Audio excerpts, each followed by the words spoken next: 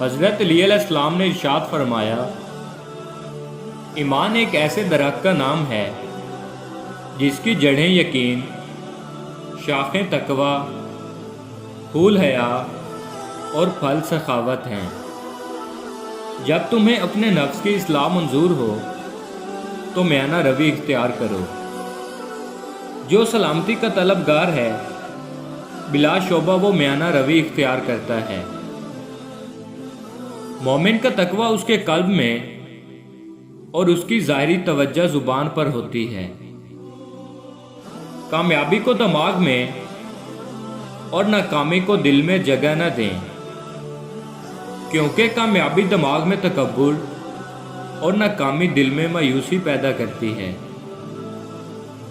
مال کی محبت ہر قسم کے فتنوں کا باعث ہے۔ جو مشورے سے کام کرتا ہے وہ غلطی سے بچا رہتا ہے۔ ظالم حاکم اس لڑائی اور فتنے سے اچھا ہے جو ہمیشہ برپا اور قائم رہے۔ اگر تم کسی بری بات سے بچنا چاہتے ہو تو قلبی گناہوں سے بچو۔